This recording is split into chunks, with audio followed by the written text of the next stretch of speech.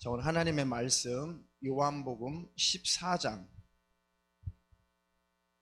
2절로 21절로 28절입니다.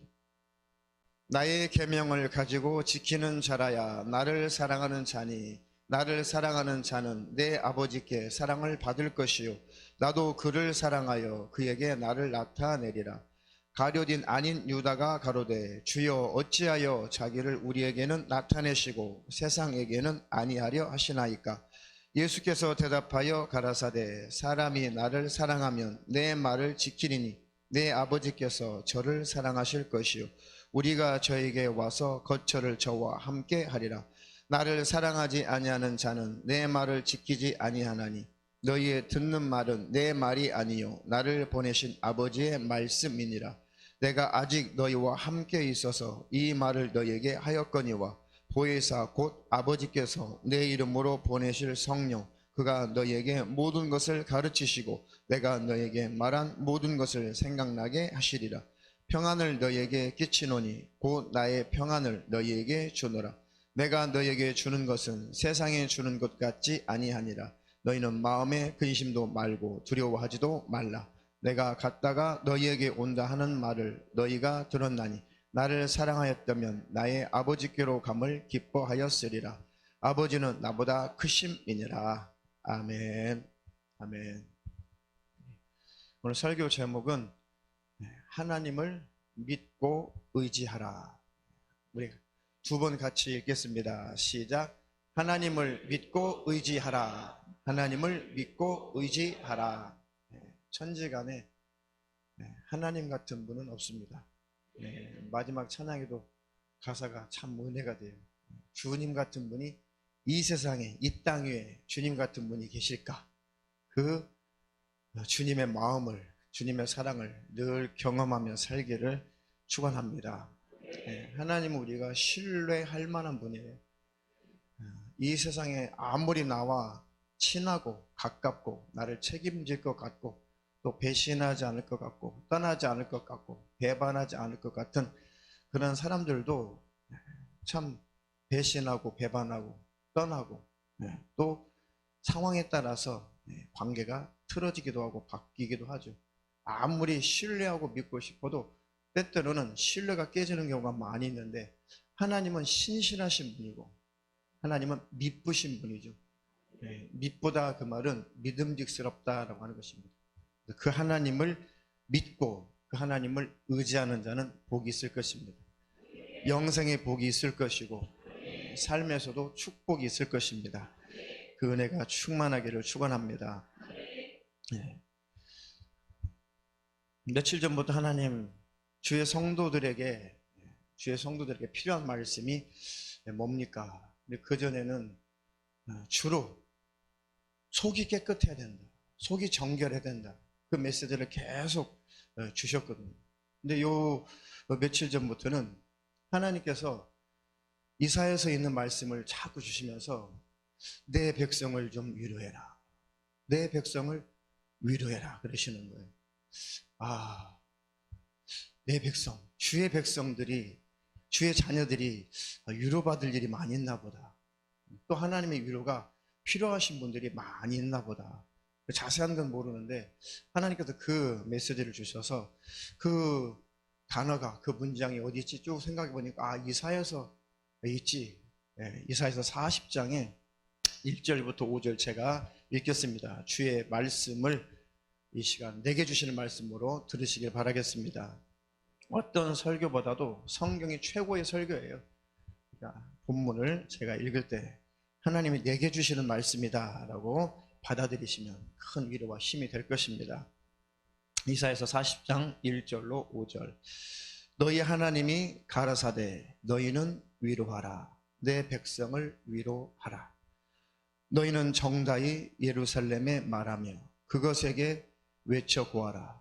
그 복역의 때가 끝났고 그 죄악의 사함을 입었느니라. 그 모든 죄를 인하여 여호와의 손에서 배나 받았느니라 할지니라. 외치는 자의 소리여 가로되 너희는 광야에서 여호와의 길을 예비하라. 사막에서 우리 하나님의 대로를 평탄케 하라. 골짜기마다 도두어지며 산마다 작은 산마다 낮아지며 고르지 않은 곳이 평탄케 되며 험한 곳이 평지가 될 것이요 여호와의 영광이 나타나고 모든 육체가 그것을 함께 보리라. 대저 여호와의 입이 말씀하셨느니라. 아멘. 이사야서 39장까지 계속 심판에 대해서 하나님 말씀하시고, 너희들은 이것 때문에 심판받는다. 저 이방민족 두로 땅아, 너희들은 시돈 땅아, 애굽아, 바벨론아, 너희들은 이것 때문에 심판받는다. 너희 죄악이 내게 사무쳤다. 하늘까지 사무쳤다. 계속 심판에 대해서 말씀하시고 죄를 계속 지적하시다가 이제 하나님께서 확 장면을 바꾸시고 하나님의 태도를 확 바꾸시고, 그래, 내 백성아 이제 힘을 내라. 내 백성아 이제 위로받을 때가 올 것이다. 이 말씀은 왜 그러냐면, 하나님이 막 죄를 지적하신 것은 우리를 힘들게 하려고 죄를 지적하는 게 아니에요. 우리 마음을 힘들게 하려고, 겁주려고 죄를 지적하는 것이 아니라, 죄의 문제가 해결이 안 되면 멸망하니까 하나님이 안타까워서 멸망하지 말라고, 그 죄에서 돌이켜라. 우상 숭배에서 돌이켜라. 음란에서 돌이켜라. 그 모든 술수에서 돌이켜라. 약한 자를 압제하는 그 모든 죄에서 돌이켜라. 그곳에서 돌이켜야, 회개해야 바로 구원을 얻을 수 있다. 영생을 얻을 수 있다. 그런데 아무리 외쳐도 또 징계하시고 아무리 채찍질 하셔도 돌이키질 않아요. 그러시면서 하나님께서 너희들이 많이 나한테 매를 맞았지. 참말 되게 안 들어서 나한테 많이 징계받았지. 매를 많이 받았지. 그래, 아무리 매를 때리고 아무리 징계하고 아무리 채찍질해도 너희들은 근본이 완전할 수 없구나, 완벽할 수 없구나. 그래서 내가 직접 가서 너희 죄의 문제를 해결하겠다.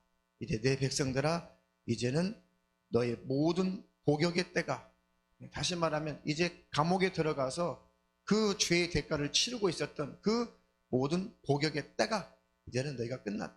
죄악으로 말미암아 이제 너희들이 고통을 당했는데, 이제는 그 죄악의 문제를, 죄 때문에 찾아오는 저주와 모든 고통의 문제를 내가 해결해 주마.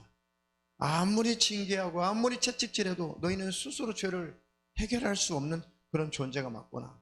그러면서 이제 너희 복역의 때가 다 끝났다. 너희 징계의 때가 다 끝났다.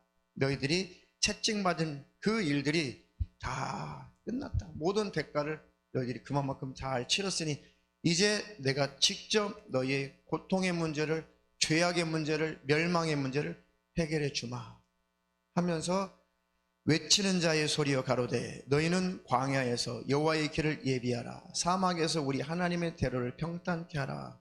광야에 외치는 소리 누구예요? 요한이죠. 침례 요한. 침례 요한을 예언하신 거죠, 이사야서에.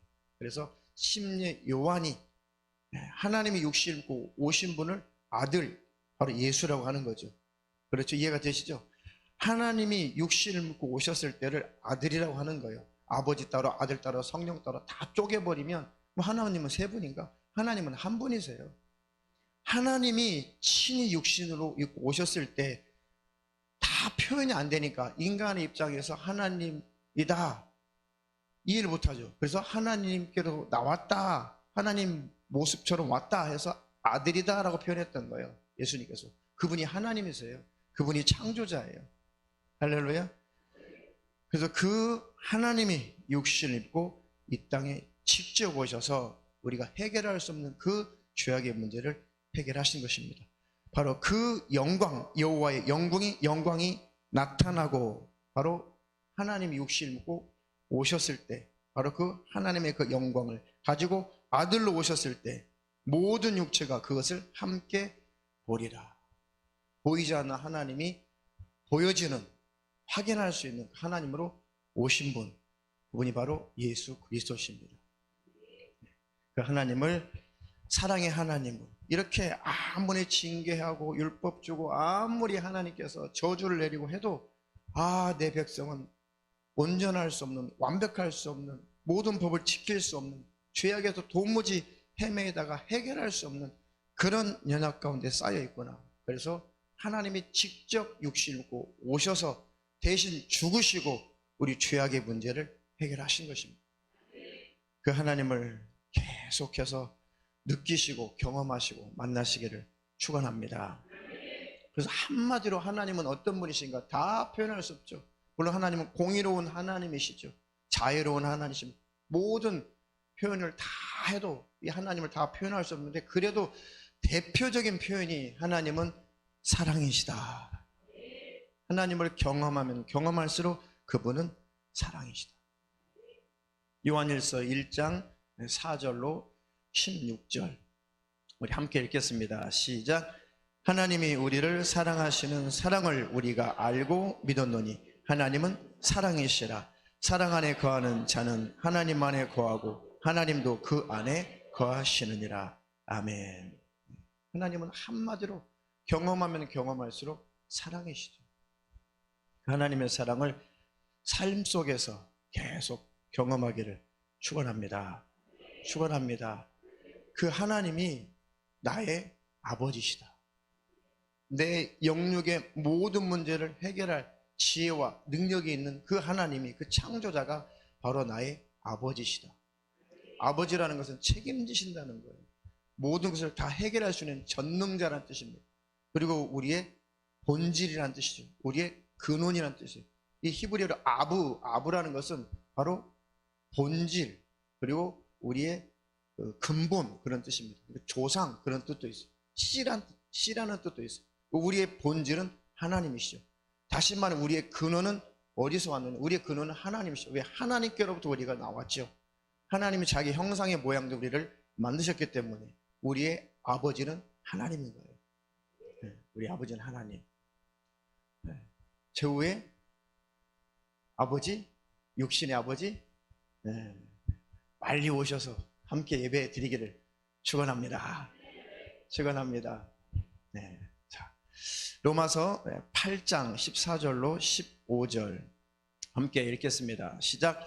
무릇 하나님의 영으로 인도함을 받는 그들은 곧 하나님의 아들이라. 너희는 다시 무수하는 종의 영을 받지 아니하였고 양자의 영을 받았으므로 아바 아버지라 부르짖느니라. 아멘.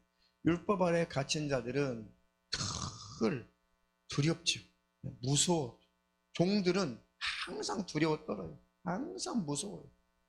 어떻게 될까봐, 저주받을까봐, 망할까봐 항상 종들은 덜덜 떨어요. 구약의 백성들은 율법 아래 갇혀서 종으로서 얼마나 두려웠어. 아이고, 이번에 이거 잘못해서 무슨 전염병이 올려나, 무슨 저주가 올려나. 하나님은 저 강한 나라를 일으켜 세워가지고 또 우리 치시려나. 항상 율법 아래 있는 과거의 구약의 그런 종들은, 종으로 있었던 그 이스라엘 백성들은 늘 무서웠죠. 두려웠죠. 하나님을 감히 가까이 가서 아버지라고 부를 수 없었고 직접 기도도 못하고, 또 잘못했을 때 아이고 하나님 잘못했습니다라고 직접 제사도 못 드렸어요. 그래서 제사를 대행하는 제사장이 있어서 그것도 자기 죄를 자기가 대신 해결 못해요. 제사장이 그 제사 의식도 대행해 줘야 될 만큼 하나님과 가까이 할 수 없었던 존재죠. 얼마나 두렵겠어요. 율법 아래 있어서.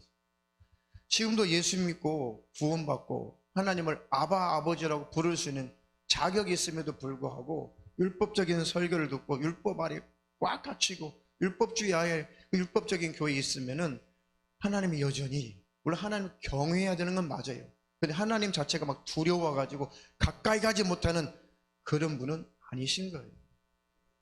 할렐루야. 우리가 이제 양자가 됐다. 마귀의 자식이고 멸망의 자식이고 우리는 지옥의 자식이었을 뿐인데 세상 가운데 살다가 멸망할 수밖에 없는 그 우리를 하나님이 자식으로 삼아줬다. 우리를 양자드렸다는 거예요. 양자도 그 상속권이 있어요. 법적으로도.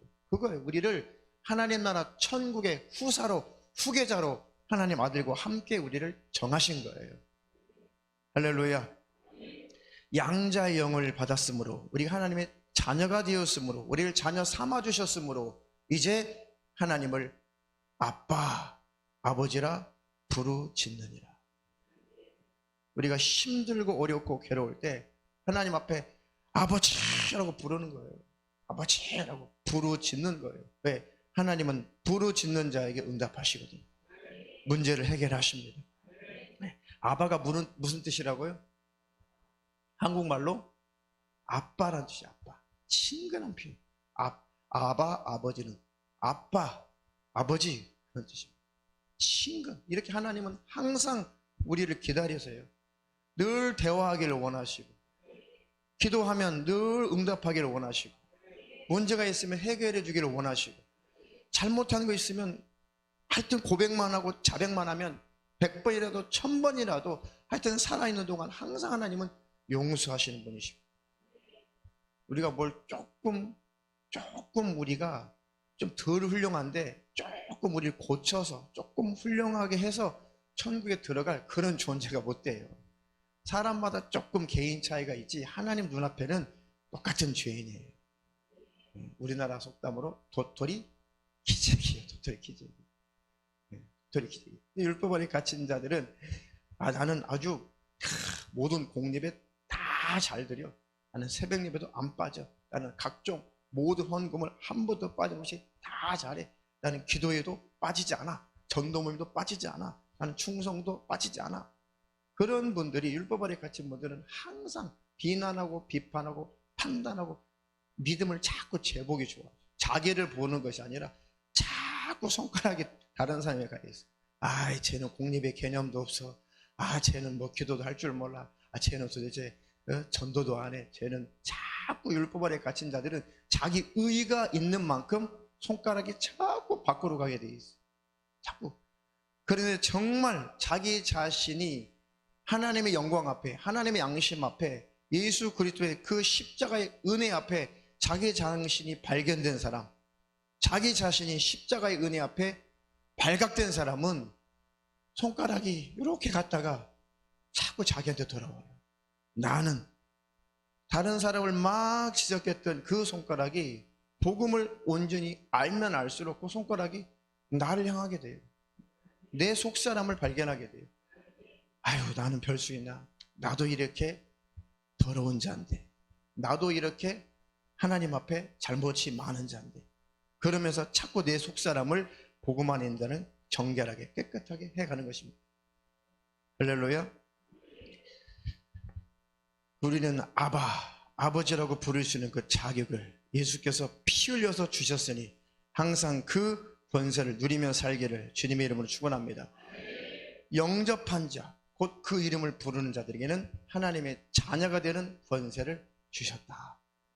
우리는 하나님의 자녀고 예수 그리스도의 그 이름을 사용할 수 있는 권세를 가졌습니다.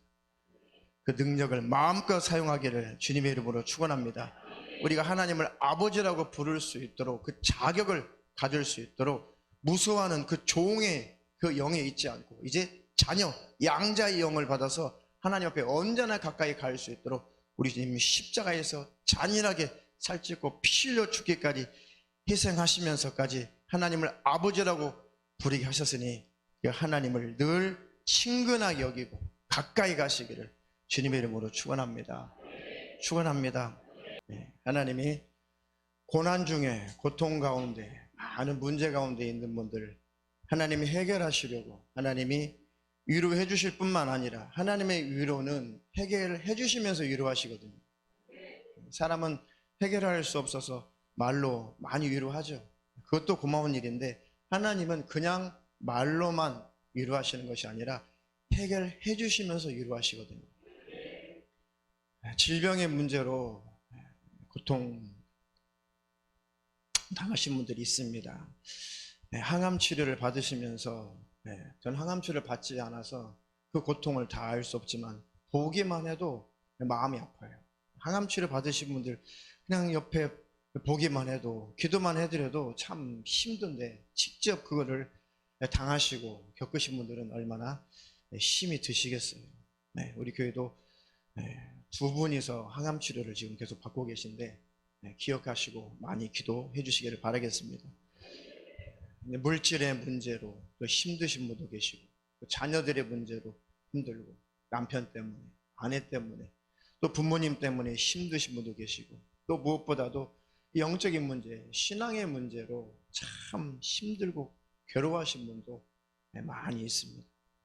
하나님이 우리 아버지가 되시고 해결해 주시려고 부르셨으니까 하나님 앞에 가까이 오면 올수록 하나님이 해결해 주시고 위로하실 것입니다. 야고보서 5장 13절로 16절 우리 함께 읽겠습니다. 시작. 너희 중에 고난 당하는 자가 있느냐? 저는 기도할 것이요. 즐거워하는 자가 있느냐? 저는 찬송할지니라. 너희 중에 병든 자가 있느냐? 저는 교회의 장로들을 청할 것이요. 그들은 주의 이름으로 기름을 바르며 위하여 기도할지니. 믿음의 기도는 병든 자를 구원하리니 주께서 저를 일으키시리라. 혹시 죄를 범하였을지라도 사하심을 얻으리라. 이러므로 너희 죄를 서로 고하며 병낫기를 위하여 서로 기도하라. 의인의 간구는 역사하는 힘이 많으니라. 아멘. 야고보 사도를 통해서 주님이 말씀하시는 거예요. 너희 중에 고난당하는 자가 있느냐? 주님이 우리에게 너 고난이 있냐?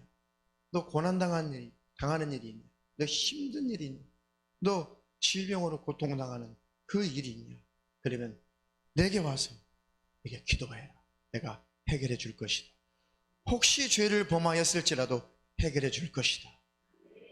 할렐루야. 그 하나님의 말씀을 신뢰하고 그 하나님을 믿고 그 하나님께 기도해서 응답받고 모든 문제에서 해결받기를 주님의 이름으로 축원합니다. 근데 하나님을 두려워만 하고 하나님을 늘 멀리하고 그리고 하나님이 자꾸 나를 저주할까 봐 자꾸 하나님 앞에 아버지 앞에 가까이 가지 못한 자는 스스로 종의 자리에 내려간 자는 아무리 하나님 아버지께서 해결해 주시고 힘 주시고 위로해 주시고 아무리 하나님이 해결하려고 하실지라도 하나님을 가까이 가지 않기 때문에 하나님 방법이 없는 거예요. 무엇이 여러분들을 그렇게 만들었는지 알 수 없지만 하나님이 그것을 해결해 주실 것입니다. 하나님 모든 주의 성도들에게 예수 안에서 평안을 주시고 자유함을 주시고 하나님의 자녀가 되었으니 아버지께서 문제를 해결해 주시옵소서. 그래서 자꾸만 하나님과 멀어져요. 하나님의 은혜와 그 복음을 알지 못하면 하나님이 나를 책임지시는 나의 아버지신데 어떤 이유인지 그 하나님 앞에 가까이 가지 못하게 만드는 무언가의 장애물이 걸려서 가까이 가지 못하면 그저 두려워만 하고 문제는 해결 안 되고 자꾸 힘들어요. 그러니까 주님과 멀어지죠. 정말 하나님은 과연 살아계신가? 과연 하나님은 사랑이시라는데 정말 하나님은 사랑의 하나님 맞으신가 하면서 불신과 불신앙에 싹트기 시작하죠. 그러다가 점점점 어두워지고 점점점 하나님의 관계가 심해져요. 그런 분들이 계시거든. 오늘 하나님을 한번 딱 신뢰하고 하나님을 아버지라고 부르면서 하나님 내가 이런 힘든 문제가 있어요. 이런 어려운 문제가 있습니다. 내가 이런 고통스러운 문제가 있습니다. 하나님과 나와의 관계가 왜 이렇게 멀고 어두운지 모르겠습니다. 하나님 나를 만나 주시옵소서. 나를 해결해 주시옵소서. 하나님 반드시 만나 주실 것이고 해결해 주실 것입니다. 하나님이 우리가 죄악 가운데 멸망 가운데 있을 때 친히 육신을 입고 오셔서 우리 죄악의 문제를 해결하신 그 하나님. 요한복음 1장 14절 함께 그 하나님이 어떻게 친히 오셨나 한번 읽겠습니다. 시작. 말씀이 육신이 되어 우리 가운데 거하심에 우리가 그 영광을 보니 아버지의 독생자의 영광이요 은혜와 진리가 충만하더라. 아멘. 어찌할 수 없는 우리, 아까 말씀드렸죠. 우리를 조금 고쳐서 천국에 데려갈 만한 그런 존재가 못 돼요. 우리가 그런 존재가 못 돼요. 뭘 좀 고쳐서 우리를 온전하게 할 수가 없어요. 안 되니까 하나님이 육신을 입고 오셔서 사람의 모습으로 오셔서 죽어버리신 거예요. 대신 죽어주신 거예요. 그 공로 때문에 그 공로를 힘입어서 그 의의를 힘입어서 우리가 구원받고 자녀가 되고 그 믿음을 지켜서 하나님 나라 천국에 들어가는 것입니다. 그래서 구원은 은혜래. 은혜. 죄사함의 은혜를 늘 기억하시고 감사하시고 오히려 그 은혜를 누리시며 살기를 축원합니다. 은혜를 누릴 줄 아는 자가 진정한 신앙인이에요. 은혜를 누릴 줄 아는 사람이 진실한 마음속에서 하나님을 향한 사랑이 나올 수가 있어요. 아니, 은혜가 무엇인 줄 알아야 하나님을 사랑하죠. 은혜를 안 받고 어떻게 하나님을 사랑해요? 율법 아래는 그냥 겉으로 하나님을 사랑하는 척할 수 있고 열심히 그 행위는 나타낼 수가 있어요. 근데 심령은 하나님을 사랑할 수 있는 힘이 없어요. 그러나 복음 안에 있는 자, 그 은혜를 경험한 자는 하나님을 진실하게 사랑할 힘이 나타나는 것입니다. 그들만 우리 주님 오실 때 들림 받을 거예요. 뭘 많이 해서 들림 받는 것이 아니라 진실한 믿음을 가지고 진실한 은혜를 알고 진실한 하나님과의 사랑의 관계 속에 있는 자들이 들림 받는 거예요. 주님과 우리의 관계를 신부라고 하는 것은 다른 것이 아니라 그만큼 친밀한 관계를 말하는 거예요.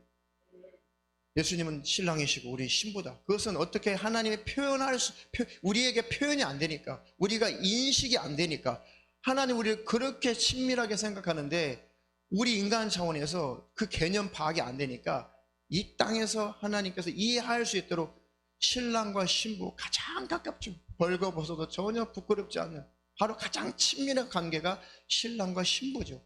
이렇게 이해하지 못하니까 우리의 언어로 하나님 말씀하시기를 너와 나는 신랑과 신부의 관계와 같아.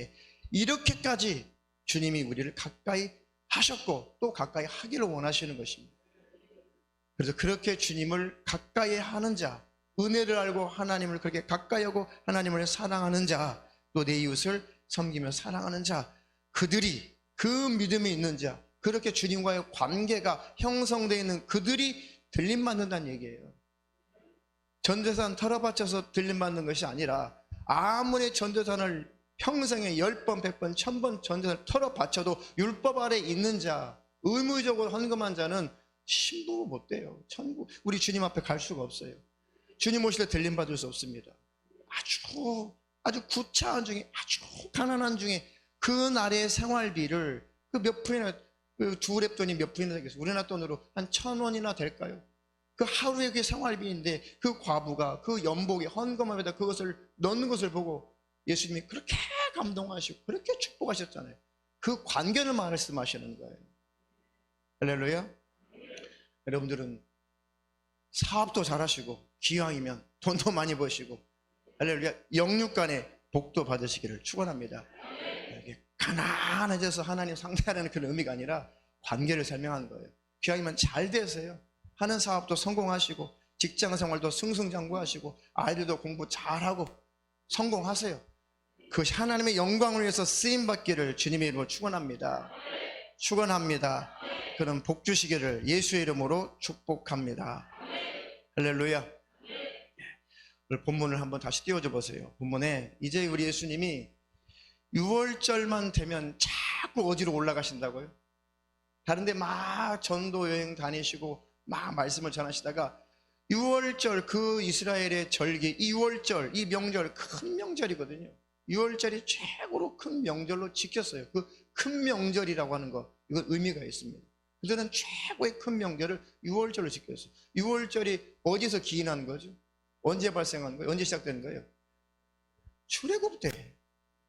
그 애굽 땅에서 종살이하던 그들, 장정만 60만 명이니까 약 근 250만 명, 300만 명의 이스라엘 백성들이 이제 바로의 그 압제 속에서 고통당할 때 하나님이 이제 복역의 때가 다 찼다. 이제 내 백성을 끌어내야지. 내 백성을 위로해야지. 그래서 모세를 하나님이 지도자로 세우시고 그 모세를 통해서 끌어내시죠. 끌어내셨을 때 그것을 영적으로 어떻게 해석을 해야 되냐면 우리를 세상에서 마귀의 결박에서, 죄의 결박에서, 저주의 결박에서 지옥에 들어갈 수밖에 없는 우리를 예수께서 피 흘려서 우리를 건져내신 것, 그것이 바로 6월절 사건이에요. 애굽에서 나올 때 양을 잡아서 피 흘려서 문설주에 그 피를 바르고 할 때 그 가정은, 그 집은 죽음의 사자가 죽이지 않고 넘어갔죠. 그게 바로 넘어갔다, 죽음이 넘어갔다, 그것이 바로 6월이란 말이에요. 우리 안에 예수의 피가 묻어 있으면 죽음의 사자가, 심판이 우리를 넘어가 버려요. 우리는 천국에 들어가는 것입니다. 그게 6월절이에요. 지금 우리를 향해서 말씀하신 겁니다. 그때 그 구약이 우리는 유월한 자예요. 예수 믿고 구원받은 자는 유월절을 경험한 자입니다. 할렐루야. 그리고 예수 그리스도께서 죽으시고 부활의 첫 열매가 되셨죠. 그 예수께서 이루실 바로 그것을 구약에서 상징했던 절기가 뭐예요? 첫 열매 드렸던 거예요. 그리고 초실절, 보리가 있거나 밀이 익으면 첫 것을, 처음 익은 것을 하나님 전에 가서 그를 첫 열매로 드렸죠. 그건 뭘 말해요? 초실절. 그것은 예수님의 부활을 말하는 것입니다. 그리고 예수님이 죽으시고 부활하시고 이제 하나님 나라 들어가셔서 이제 영으로, 예수님이 영으로 오셨을 때를 성령, 거룩한 영으로 우리 안에 오셨다라고 할 때를 성령이라고 하는 거예요. 거룩한 영. 예수님이 영으로 우리 안에 오실 때, 그래서 우리가 성령이 강림하셨다. 다음 주일은 성령 강림 절기가 아니라 성령 강림 감사 예배로 드릴 거예요. 성령 우리 안에 직접 오신 것, 예수님이 영으로 우리 안에 오신 것에 감사해서 감사 예배로 드린 것이지, 막 절기로 만들어내가지고 막 쥐어짜가지고 돈 내라, 이건 불법이에요. 절대 하나님은 그렇게 하지 말라고 그랬어요. 그렇게 하나님이 자꾸 율법화 시켜가지고 교회가 자꾸 천주교가 되는 것을 굉장히 하나님이 싫어하세요. 우리는 기쁨과 즐거움과 감사와 자원함으로 하나님 앞에 헌금도 하고 물질도 드리고 삶을 드리는 것이지, 율법 아래 갇힌 자 의무감으로 드리는 게 아니에요. 할렐루야. 예수님이 이제 부활승천하시고 성령으로, 영으로 우리 안에 오신 그 성령 강림, 바로 그 일을 성취하시려고 구약에 하나님이 지키라고 명령하신 그 절기가 뭐예요? 그게 그 절기가 뭐예요? 요즘에 지키면 안 되는 그 절기 지키는 교회도 많죠. 그게 맥추절이에요. 맥추절과 성령 강림은 같은 날이에요. 같은 날. 근데 두 개를 쪼개가지고 나눠서 지키는 교회들도 있죠. 불법이에요. 맥추절은 절대 지키면 안 되는 절기예요. 그거는 예수님이 성령으로 오심을 부인하는 거예요. 그것은 성령님이 우리 안에 오심을 예표하고 상징하는 것이 구약의, 그게 바로 맥추절이었다고. 맥추절 이해되시나요? 두려우신 분은 돈 많이 내세요. 막 그렇게 달려보면 그 기독교 달려보면 그 나와 있을 거예요. 뭐 맥추절은 언제고 쭉 나와 있을 거예요. 아유, 나 그래도 맥추절 헌금해야 돼. 아, 괜찮아요. 많이 내세요. 그런데 그것은 복이 없어요. 내도 감사로 내야지, 감사로. 할렐루야. 우리 교회는 그런 구약적인 절기를 단 한 번도 안 지켰고 안 지킬 거란 말이에요. 이해가 되시죠? 예수님이 잃어버리신 절기는 절대 지키면 안 되는 거예요. 이해가 되시죠? 자, 그 6월절, 이제 6월절만 되면 예수님이 꼭 사역을, 사마리에서 사역을 하시든 어디 갈릴리 가서 사역을 하시든 꼭 6월절만 되면 예루살렘으로 자꾸 가시는 거예요. 왜요? 예수님 어디서 십자가에 매달리셔야 돼요? 예루살렘에서 십자가에 매달리셔야 돼요. 그 예루살렘, 그 십자가, 골고다 그 언덕도 구약에 기가 막히게 그 정확한 장소까지도 구약에 예언해놨습니다. 그것이 바로 어디예요? 아브라함이 그 독자 이삭을 모리아산에서 번제로 드리려고 했죠. 그런데 그 믿음을 보시고 하나님께서 네가 나를 사랑하는 줄 알겠다라고, 멈춰라, 너는 이미 그 독자를 바치는 것이나 다름없다 인정했죠. 그 자리가 골고다 언덕이에요. 그 이삭은 예수님을 상징했던 인물이거든요. 그리고 다윗이 교만해져 가지고 자기의 그 권세가, 자기의 나라의 통치력이 얼마나 큰지, 자기 힘이 얼마나 큰지 과시하려고 이 백성들 숫자를 세보라고 그랬거든요. 자기 과시하려고. 그런데 그렇게 두 아들이 안 됩니다. 교만한 것입니다. 하나님의 은혜로, 왕이신 하나님의 은혜로 지금 당신이 이 왕좌에 있는 것이고 이 통일왕국을 이뤄서 이렇게 강성한 나라가 됐지, 당신이 힘으로, 당신의 능력으로 이 나라가 건설된 거 아니지 않습니까? 왜 숫자를 또 세십니까? 뽐내보려고, 내가 이 정도에 하려고. 그 장군들이 막았거든요. 잔소리 말고 숫자 좀 세와. 그래서 대충 세왔는데 군사들이 150 몇만 명인가? 160 몇만 명인가? 우리나라 지금 군인들이 몇만 명이에요? 몇십만 명이에요?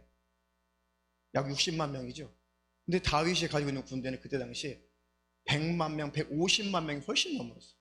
대단하죠. 그러니까 자기 힘을 과시하고 싶었어요. 그래 하나님이 진노가 임했죠. 그래가지고 막 하나님께서 진노하시니 이 다윗이 깜짝 놀라가지고 아이고 하나님 잘못했습니다. 아니, 네가 그렇게 말로는 회개가 안 되겠다.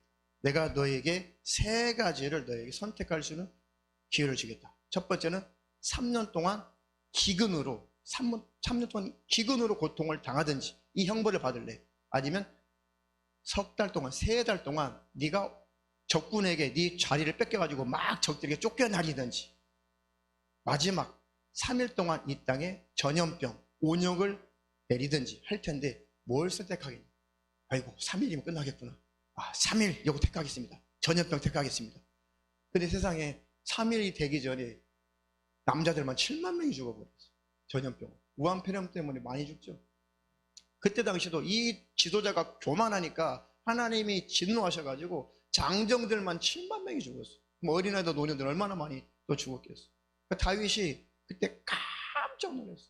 하나님 앞에 막 무릎 꿇고 하나님께 정말 통곡해서 잘못했다고 용서해달라고.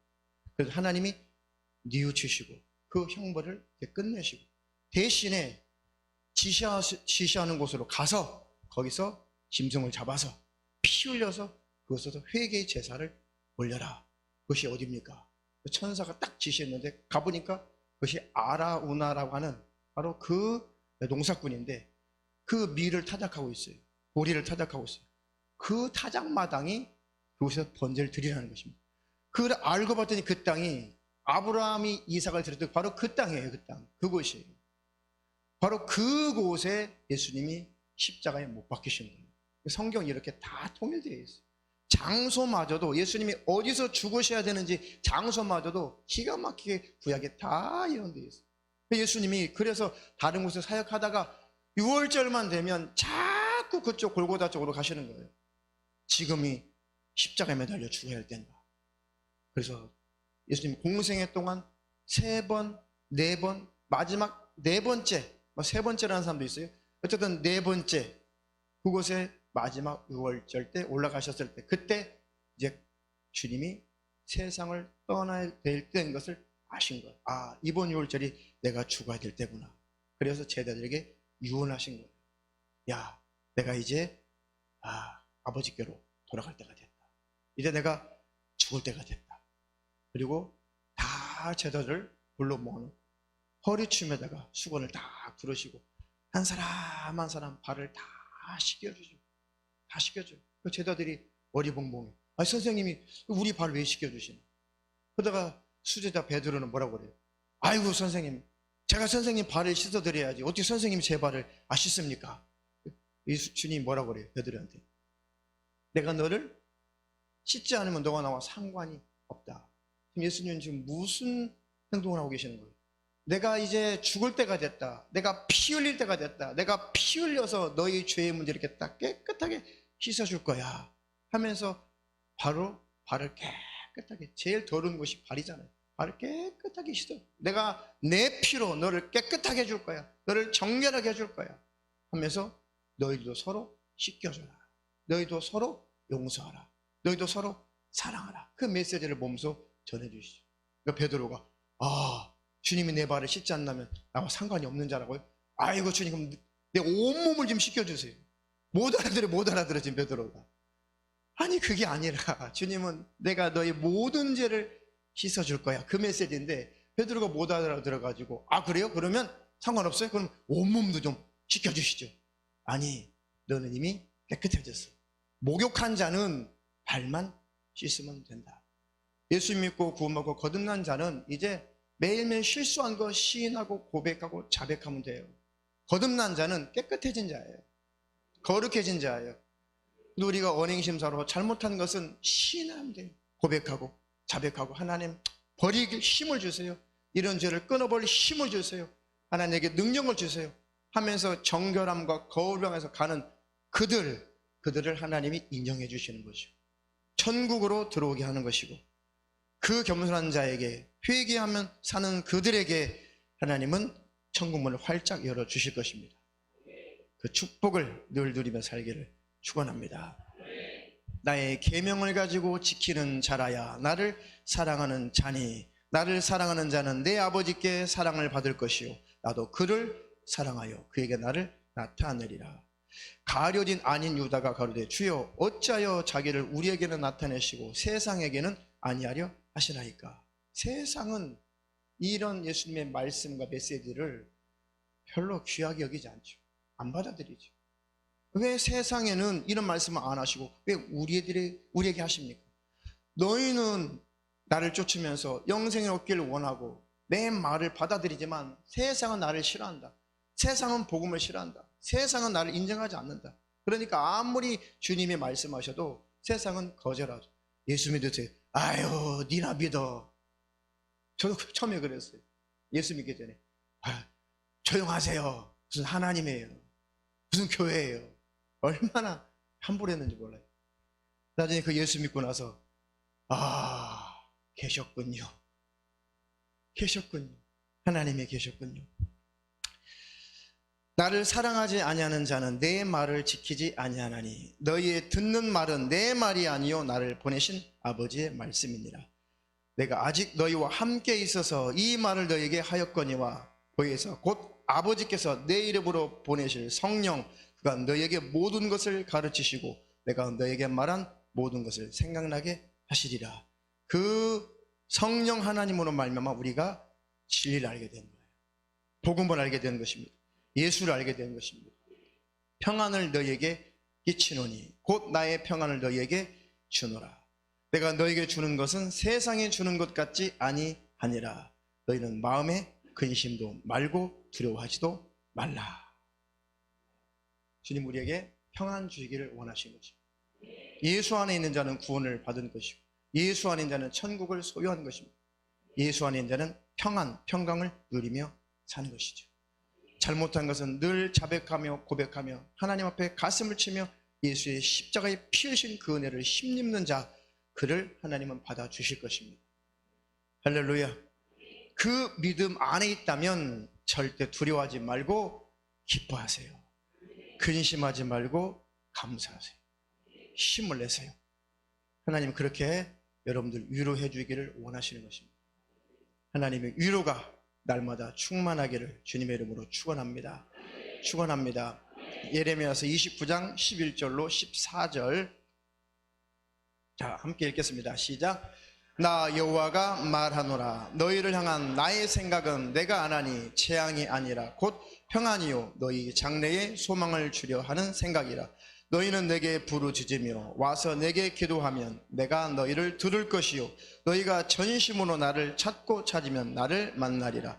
나 여호와가 말하노라. 내가 너희에게 만나 지겠고 너희를 포로된 중에서 다시 돌아오게 하되 내가 쫓아 보내었던 열방과 모든 곳에서 모아 사로잡혀 떠나게 하던 본 곳으로 돌아오게 하리라. 여호와의 말이니라 하셨느니라. 아멘. 이스라엘 백성들이 이제 아무리 하나님께서 징계하시고 채찍질하셔도 돌이키지 않아요. 우상숭배에서 돌이키지 않아요. 그래서 하나님이 나라를 아예 없애버렸어요. 자, 북이스라엘은 저 아수르란 나라에 BC 722년에 완전 나라를 초토화시켜버렸어요. 나라가 없어졌어요. 그 남쪽, 이 남유다는 586년에 저 바벨론에게 완전히 나라를 다 줘버렸어요. 그 나라가 다 뺏겼어요. 그때 하나님께서 마지막 진노, 마지막 징계가 이제 완전히 그 나라를 없애버리는 거예요. 없애버리는 거죠. 그러니까 선지자들이 통곡을 했죠. 그때 활약했던 선지자가 그 눈물의 유명한 눈물의 선지자 예레미야죠.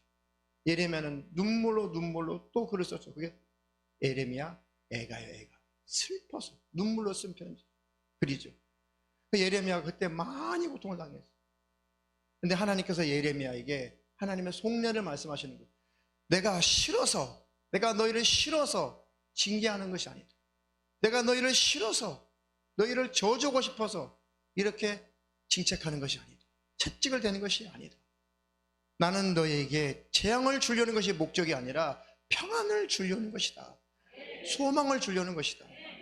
이제 너희들이 종살이에서 딱 70년 동안 종살이 하죠.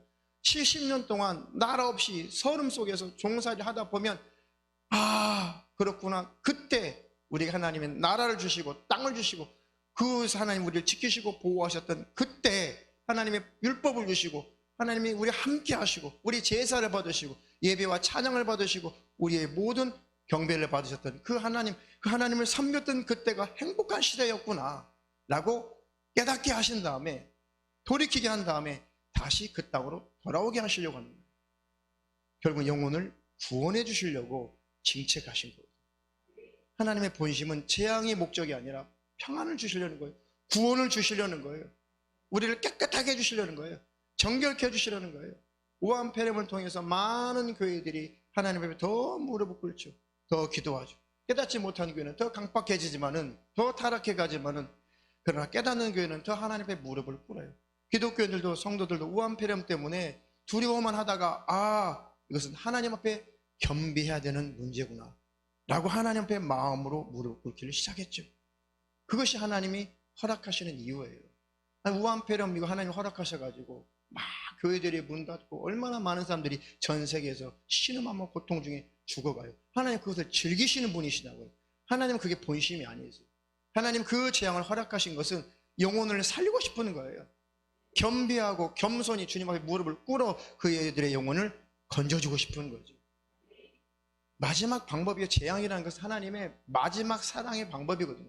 깨달으면 구원받는 것이고 오히려 강박해지면 멸망하는 거예요. 저 여러분들은 오히려 깨닫는 축복이 있기를 축원합니다.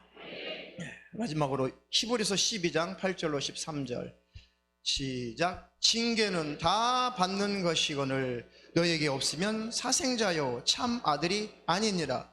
또 우리 육체의 아버지가 우리를 징계하여도 공경하였거든 하물며 모든 영의 아버지께 더욱 복종하여 살려 하지 않겠느냐. 저희는 잠시 자기의 뜻대로 우리를 징계하였거니와 오직 하나님은 우리의 유익을 위하여 그의 거룩하심에 참여케 하시느니라. 무릇 징계가 당시에는 즐거워 보이지 않고 슬퍼 보이나 후에 그로 말미암아 연단한 자에게는 의의 평강한 열매를 맺나니. 그러므로 피곤한 손과 연약한 무릎을 일으켜 세우고 너희 발을 위하여 곧은 길을 만들어 저는 다리로 하여금 어그러지지 않고 고침을 받게 하라. 아멘. 이것이 하나님의 본심이에요. 징계는 다 받는 것이다. 그런데 사생자는 참 아들이 아니기 때문에 징계도 하지 않는다. 내버려 둔다. 남의 자녀들을 왜 그렇게 권면하면 채찍질하면 왜 체벌하겠냐. 그렇지 않다. 자기 자식이기 때문에, 자기 가족이기 때문에 체벌도 하는 것이다. 징계도 하는 것이다. 채찍도 하는 것이다. 그러니 우리가 하나님께 징계받을 때, 때로는 하나님께서 채찍을 가할 때 두려워하고 슬퍼할 것만이 아니라, 슬퍼할 것이 아니라 하나님께 무릎을 꿇으라는 거예요. 그러면 그런 자에게는 의의 평강의 열매를 맺을 것입니다. 할렐루야. 그때 절대 하나님 앞에 원망하거나 하나님께 덤비지 말고 그저 하나님 나를 깨닫게 하옵소서. 하나님 가르쳐 주시옵소서. 하나님이 깨닫게 하시고 알게 하시면 그 문제는 해결될 것이고, 그것보다도 100배 좋은 것을 하나님은 회복시키실 거예요. 하나님은 갚아주실 거예요. 깨달았어. 그럼 앞으로 잘해. 그걸로 끝나는 것이 아니라 하나님은 싸매주세요. 더 해주세요. 더 많은 것을 축복하시는 분이 하나님이세요. 할렐루야. 그 하나님을 더 가까이 하시기를 주의 이름으로 축원합니다. 축원합니다. 그래서 정말 하나님 안에 있는 자, 구원받고 천국에 가기를 원하는 자들은 슬픈 일, 어려운 일, 또 여러 가지 고통스러운 그런 일들이 결국은 합력해서 영생을 이루게 하는 거예요. 우리로 하여금. 그 구절 읽고 오늘 예배 마칩니다. 로마서 8장 28절 함께 읽겠습니다. 시작. 우리가 알거니와 하나님을 사랑하는 자 곧 그 뜻대로 부르심을 입은 자들에게는 모든 것이 합력하여 선을 이루느니라. 아멘. 모든 상황들이 다 합력해서 이 선은 영생, 천국을 말하는 거예요. 최고의 선은 천국이에요. 최고의 선한 일은 영생 얻는 것입니다. 우리에게 모든 것이 합력해서 선이 이루어져요. 다시 말하면 구원이 완성되어 가는 것입니다. 그러니 과거에 내가 왜 속았을까? 그런 분들도 계실 거예요. 내 인생 어떻게 보상받나? 나 헛수고했나 봐. 나 허송세월 했나 봐. 누가 나를 보상해 주지? 그런 분들 걱정하지 마세요. 하나님의 더 좋은 것으로, 풍성한 것으로, 신령한 것으로 하나님 채워주실 것입니다. 그것은 시간이 걸리지 않아요. 그런데 마귀 역사는 하나님 앞에 가까이 가지 못하게 해요. 아니요. 돌이키고 하나님 앞에 가까이 오면 하나님은 풍성하게 채워주실 거예요. 영적인 것도 풍성하게 주실 것입니다. 강건하게 하실 것입니다. 하나님이 물질의 문제도 하나님이 회복시키시고 책임지실 것입니다. 모든 것은 합력해서 하나님 앞에 우리를 나오게 하는 하나님의 도구였던 거예요. 하나님의 본심은 재앙이 아니에요. 하나님의 본심은 징계하고 때리는 것이 목적이 아니고, 하나님의 본심은 우리에게 평강 주기 원하시고 우리를 정결하고 거룩한 자로 만들어 가시려고 하나님은 때때로 그 방법을 쓰시는 거예요. 우한폐렴의 방법도 하나님이 허락하시고, 하나님 병 주고 약 준다는 것이 아니라 하나님은 그런 것들을 허락하시기 때문에 이런 일이 일어나죠. 이것을 통해서 교회야 깨끗해져라, 정화되라, 정결해라 라고 하면서 하나님 회개를 촉구하시는 거죠. 이 기회에 하나님 앞에 겸비하면 복을 받을 것입니다. 할렐루야. 그 하나님을 믿고 그 하나님을 의지하는 자 복을 주실 것입니다. 영육간의 복을 주실 것입니다. 그 축복이 충만하기를 축원합니다. 축원합니다.